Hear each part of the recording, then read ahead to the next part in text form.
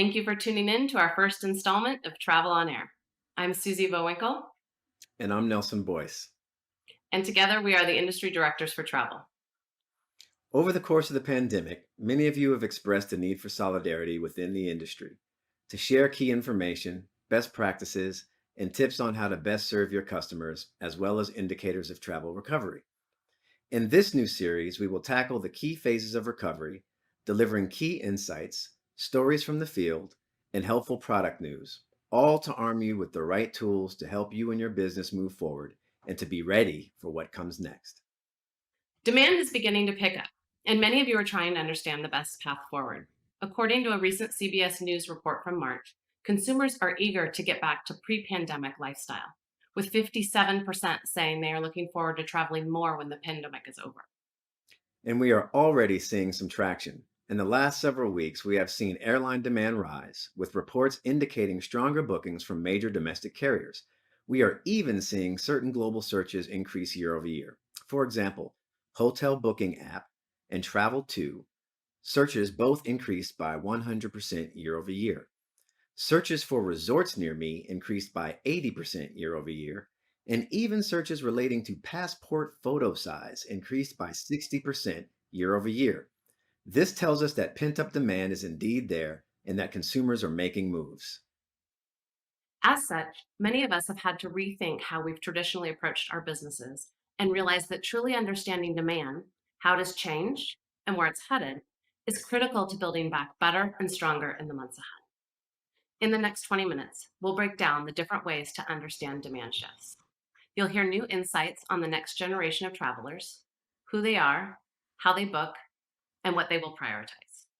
Then, Nelson will sit down with Sarah Searles, Chief Customer Officer of Choice Hotels, and discuss how Choice has dealt with these changes and how they've pivoted.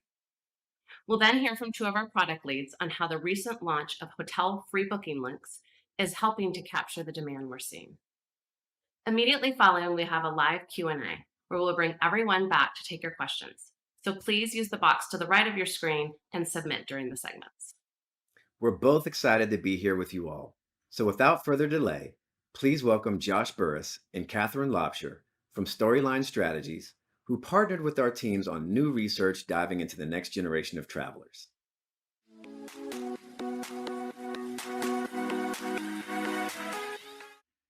Thanks, Nelson and Susie. Hi, everyone. My name is Josh Burris, and I'm a founding partner at Storyline Strategies. Today, my colleague Catherine and I are here to talk about next-gen travelers, who they are, how they dream, plan, and experience travel, and, of course, how brands can reach and communicate with them. Over the last year, we've conducted several different studies on who this cohort is, both from qualitative and quantitative angles. And while we've carried out this research during the pandemic, we asked participants to think back and ahead to times when travel was normal, to uncover foundational insights that will hold true for some time to come. We've dived deep into the next gen mindset and are excited to talk about this cohort today. They are energetic, they are engaged, and eager to travel. So, what do you need to know about next gen travelers? First, by next generation, we mean millennial and Gen Z travelers. Together, these are 151 million next-gen consumers. To put that into perspective, more than half of Americans are millennials or younger. These next-gen travelers have a combined spending power of $350 billion. They're avid travelers. In 2019, they took 1.2 times as many trips as older travelers. And they're more prepared to travel during the pandemic. More than half, 58% in fact, feel positively about traveling during the pandemic, compared to 40% of all travelers. And this is a diverse, adventurous cohort. They're constantly dreaming about travel, inspired by an endless stream of content on social platforms. But they are not passive about their inspiration or their planning. In fact, they're prepared to put in the effort required to get the trip they want. Now, my colleague Catherine will tell us a bit more about that effort and how next-gen travelers' mindset impacts the way they approach travel. Thanks, Josh. As Josh said, this is an adventurous group of travelers. While older travelers are more focused on family, repeat visits, and familiarity, next-gen travelers seek social, adventurous, food-centered trips. With fewer trips under their belt, next-gen travelers see every trip as a precious opportunity to experience something new and enjoyable. Whether they're going for a quick weekend to Vegas or a weeks-long backpacking trip, they want to make the most of every travel opportunity they get. Next-gen travelers are plugged in, with 80% inspired to start planning a trip while online. But they also go deeper and broader in their planning than older travelers. In addition to looking at metas, OTAs, review sites, and brand websites in their research, they're likelier than older travelers to go further, looking at travel blogs, social media, and video platforms to research their next trip. This breadth and depth of research reflects their determination to get the travel experience that they want. Researching across a wide range of sources helps them optimize their trips, which is always their goal. Once they've conducted their research and planning, how do next-gen travelers decide where to book? Next-gen travelers represent a newer mindset toward loyalty. While they do have brand affinity, loyalty rewards and status ultimately don't drive their booking decisions. They're less likely to belong to an airline loyalty program or book a hotel based on loyalty rewards compared to older travelers. They aren't fundamentally opposed to loyalty programs.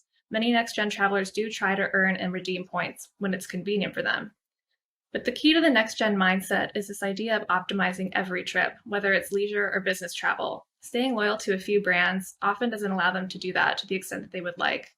Many next-gen travelers don't want to invest the time and spend an exclusivity that's required to earn meaningful loyalty rewards.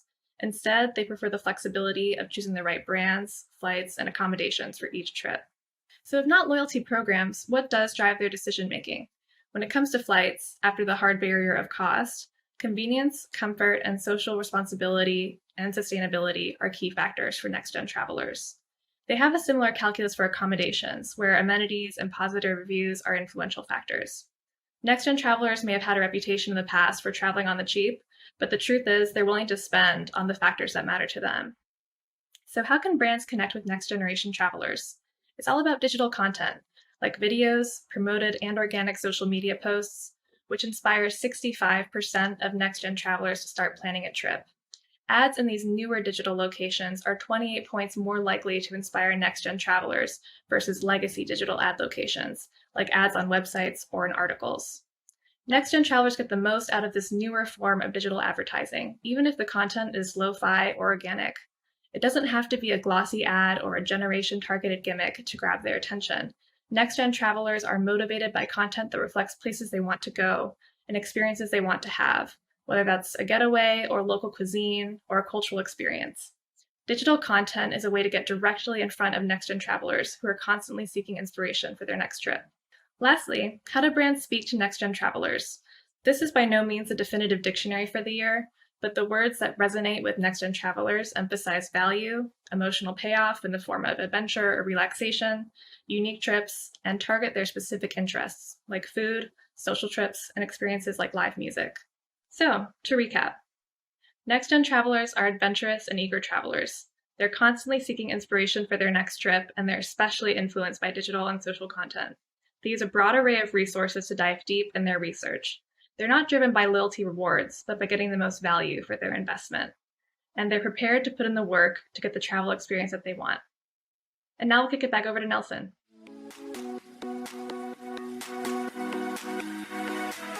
Today, I have the honor and the pleasure of speaking with Sarah Searles. Sarah is the Chief Customer Officer for Choice Hotels International, one of the world's largest and most successful lodging franchisors in the world. In this role, she is responsible for leading Choice's marketing and customer acquisition and digital experiences. Sarah drives the company's customer-first strategy by maximizing how Choice understands and listens to customers, and connecting these valuable insights with strategy to create exceptional customer experiences and value to franchisees. I couldn't be happier to speak with Sarah today, as she is one of our favorite customers and partners. And today, we are here to discuss how Sarah and Choice were able to determine key shifts in travel demand this past year, how they pivoted to align with new customer needs, and touch on what they will take with them into 2021. Welcome, Sarah. Well, thank you. Thank you, Nelson, for having us. Choice has really appreciated the partnership with Google over the past year. So I'm thrilled to be able to talk to some of what we accomplished over the past year and where we're headed. Excellent. Well, let's go ahead and get started. What have been some of the biggest changes in demand that you have seen over the course of last year? Yeah, the pandemic definitely created deep impacts in the travel and hospitality industries, from ever changing travel restrictions to detailed health and safety and cleanliness guidelines. And it also did change how customers approach travel. And the dual challenge we faced was to ensure that we provided our small business owners, our franchisees, with as much support as possible as they faced dramatic changes while also remaining really focused on the needs and the concerns of our guests. We kept a really tight pulse on and focused around observing who was traveling and why, and then responded really quickly. So, in the start of the pandemic, travel restrictions brought leisure travel to a halt, and essential travel became the primary motivation for being on the road. And to respond, our global sales organization, they recognized this. And quickly, we implemented a choice cares rate to specifically cater to these travelers. We did this as a little bit of a thank you. But then, as we moved closer to the summer, to June timeframe, the data started to really signal an increase in travel intent, and we noticed that leisure travel was coming back. In fact, we were actually looking at Google Trend data, and we started to see market increases in searches for terms such as hotels in. And with this insight, it gave us a lot more comfort to get back into the market to really do more to capture that demand. We also observed increased road travel. So, with over 4,000 of our hotels located just 1 mile off an interstate exit, we focused really heavily on capturing this drive to destination travel, this leisure travel demand. Since then, we continue to see increases in demand, but there's differences across regions, states, and different types of markets. And again, I think the key is just continuing to really closely monitor the demand and understand where it's coming from, who it's coming from, and then responding accordingly. You've clearly noticed that your consumers, have changed in their behaviors and so forth. How prepared was your team at the time that this was happening to, to kind of shift gears and shift priorities? What did that look like and feel like? We saw that a lot of the travel was originating, directly from guests who were very close and lived close to their destinations, even within 25 miles. And we also saw, more travel from millennials, from younger generations traveling. There was a lot of uncertainty across the hospitality industry, but we moved and we pivoted fast and mobilized quickly. From the first week, we implemented daily meetings to understand what was happening. We talked through the changes that we were seeing in the industry among guests and worked quickly to implement change. So, everything from cleanliness changes at the property level to updates to our loyalty program, as well as finding ways to support our owners. But this also involved implementing a very dynamic marketing approach to ensure that we were responding fast to any customer demand that was present throughout the pandemic. And I think, as you know, Nelson, this involved working hand in hand with your team and watching the areas, the regions, the booking windows of demand and cancellation, and more. So overall, I think this just involved a laser focus on evaluating and watching customer demand and customer sentiment so that we could quickly determine, when to be in market with media, when and who, we should go and where we should focus on stimulating that demand with promotions. Yeah, you're right, Sarah. That the partnership has been fantastic, and I love to hear that. And with your digital transformation already underway, how did your organization's priorities accelerate? How did they have to change? Yeah, so Choice has always been a technology first company with digital innovation. It's really in our DNA. In fact, the pandemic has shifted and accelerated customer behaviors and consumption habits. For example, mobile usage has been growing fast over the last years, but this year it was a tipping point with more mobile commerce than we've ever seen before. Media consumption is changing, with more customers cutting the cord, watching streaming TV and online videos. And then we've also observed contactless commerce is kind of becoming part of the norm. So all of these macro trends and customer dynamics are taken into account as we continue to evolve our digital go-to marketing strategies and activate our marketing. But I think this acceleration just really further reinforces the importance of some of the key marketing technology investments that we've been making. Speaking of strategies and investments, right? From a partnership standpoint, What was helpful for you and for your team to navigate the fluctuations in demand and across different regions? Yeah, well, again, we pulled together this really fast, agile moving group that represented departments across the company, and they maintained that focus on monitoring dynamics and demand changes across the country. But key, I think, was really that partnership with revenue management and marketing. I think we have one of the best revenue management organizations in the industry who continue to inform us on portfolio performance and regional performance. Makes perfectly good sense. And so, Sarah, what have been some of the biggest learnings for you and for your team? Yeah, well, I think we've all reflected a lot on the past year. One of the things that's been most interesting to me is just to see the speed and the acceleration of behavioral changes. How quickly we all adopted to working from home, to ordering online, and the acceleration of customer habits and changes in consumption habits, like in mobile and in media. And then also just how quickly demand changed from one area to another across different customer segments and across different stay occasions. So this, I think just really reinforced the value of working across the organization in a fast and a nimble and an agile manner towards that common focus towards the goal of driving room nights to our franchisees. And certainly, we're going to carry this approach into the future. But I really believe that also contributing to our success has been choices and our associates, our heart, our respect, and just that deep, authentic admiration that we collectively have for our customers. And this means both our guests that were out there traveling, but also the thousands of franchisees, the small business owners that we really ultimately serve. And this focus, really brought meaning to everything we did this past year, and certainly is going to be something that I think will carry us into the future. And speaking of the future, right? Literally, how are you thinking about that? What lies ahead? From a marketing perspective, how are you ensuring that choice is going to be prepared? So deep within the culture at Choice is to operate in that growth mindset. We're always thinking about what can we do? How can we change? How can we be better? What better experiences can we offer for our guests and for our franchisees? I think this. We're always game to participate with you and your pilots so that we can learn, that we can have that first mover advantage. When we think about this year, we're very optimistic that we could be at a turning point in this pandemic. We're seeing signs that demand is returning in some places really strong. We do think that, we can't just rely on historical marketing playbooks, revert back to normal tactics.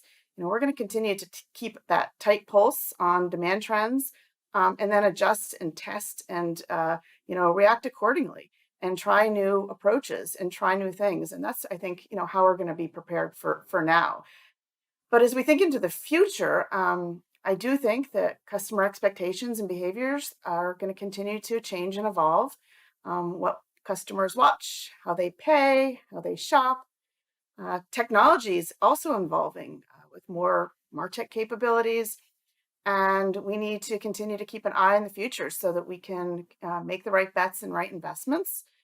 And I think that, as we think about this, this specifically means we're going to be leveraging a combination of technology and data and customer insight to ensure that, every step of the way, we're creating meaningful experiences and programs across that customer journey, reaching our guests with relevant offers and messages, all ultimately to grow performance for our franchisees.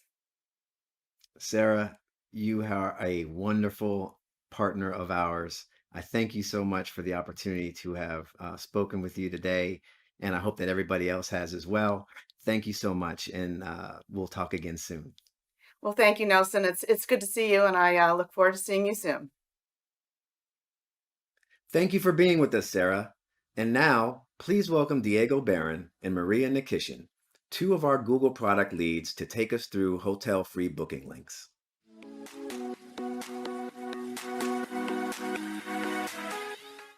Thanks, Nelson. Hi, everyone. My name is Diego, and I'm a product manager at Google. And before we jump into it, I wanted to remind you of our mission to be the trusted place where travelers go to find the most useful information to make fast, effortless decisions.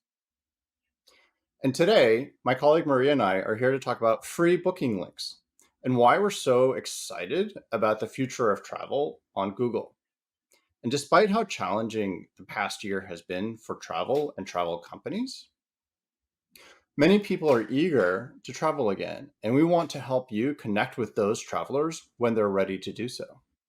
For many years, we've been helping travelers choose the right hotel by providing a list of relevant options with real time pricing and availability, and additional information such as amenities, reviews, and room photos.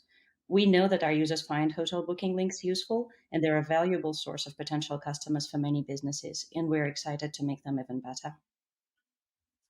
And now we're improving this experience further by making it free for hotels and travel companies around the world to participate. With this launch, users have more comprehensive set of options available to them as they research and ultimately plan and book their trip. For travel companies, this brings a new way to reach potential customers for free on Google. And for our existing hotel advertisers, free booking links can extend the reach of their hotel campaigns. Our experiments further confirm that all partner types, from individual hotels to online travel agents, benefit from this new experience through increased user engagement and bookings. That's right. Partners who already participate in hotel campaigns do not need to take any further action to benefit from free booking links. Additionally, we'll continue to simplify our onboarding processes to offer new ways for individual hotels and travel companies to provide their rates and availability to Google in the coming months. We've made it easier for all partners to always appear whenever users are looking for you. And we want to close off with some best practices to help you all get the most benefit from free booking links. Thanks, Diego. I think a great place to start is by maximizing your hotel list and matched properties within it. This means providing all updated, accurate prices and availability for all properties in your feed and ensuring that this information is accurate. And don't forget your landing pages. Make sure to help your potential customers navigate your pages by making it easy for them to find the price they selected on Google and then check out quickly. And now back to you, Susie. Thank you, Diego and Maria. Sit tight. The live Q&A is next.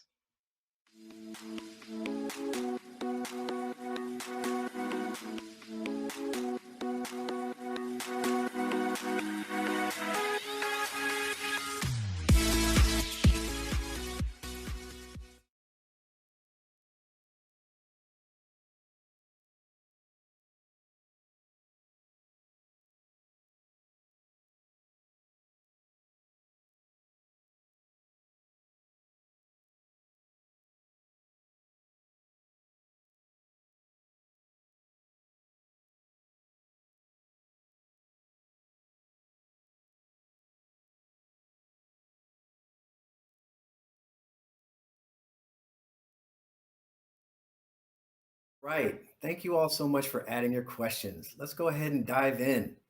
Question number one is from Evie. Will this training be recorded and posted somewhere after? Yes, Evie, absolutely. Please visit our webinar series page where you can rewatch this episode on demand, and please share it with your colleagues. Susie. Yes, okay, let's go to question number 2 from Lauren. Will the next gen slides be available after somewhere?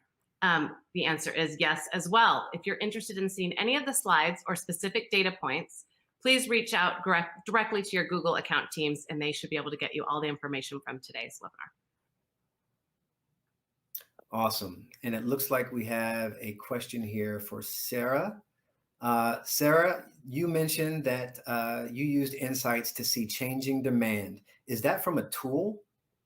Well, the Google team provided data on consumer demand and travel intent monthly, which is really great. But we also triangulated that with some of our own demand data to understand where guests were traveling and the type of customers that were traveling, as well as looking at sentiment data. So some from tools and some from just triangulating with different data sources.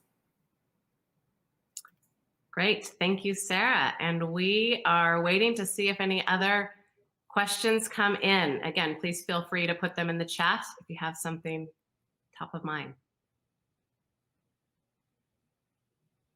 Sarah, in the meantime, where do you plan on your next travel destination? Where are you thinking about going yourself?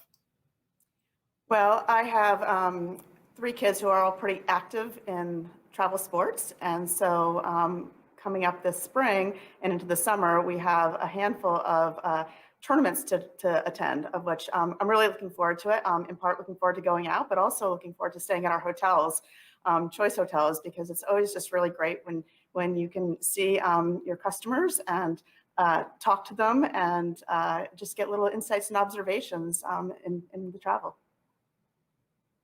Makes good sense. Sounds like fun too.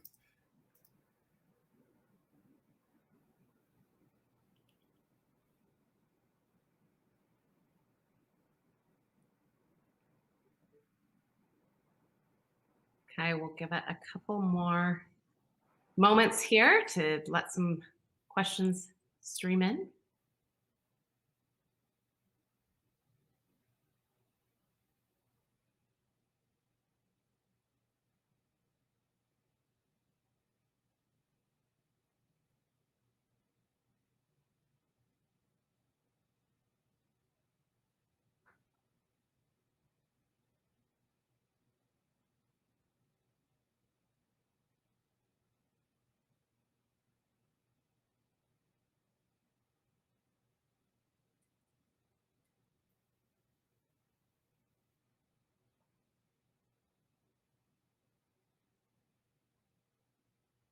Okay, we see, looks like one more coming in Yep.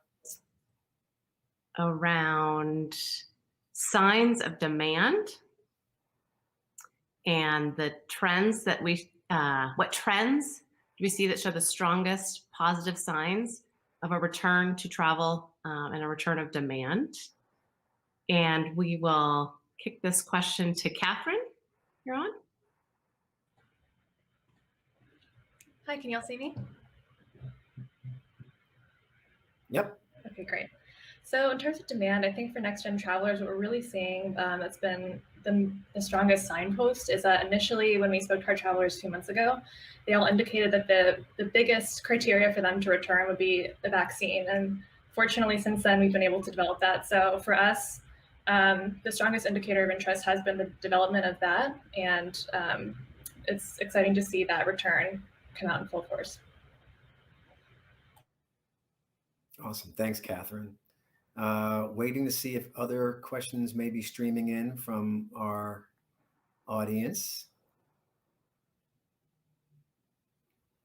Okay, here's a question. How can we see the metrics coming from the new organic listing from the free booking links, such as impressions, clicks, and bookings? I am going to send this question over to my colleague, Diego. Thanks, Nelson. Yeah, the metrics are available in your Hotel Center account, where we have some initial reporting, and expect much more reporting to be available as the year rolls out. Awesome. Thanks so much, Diego.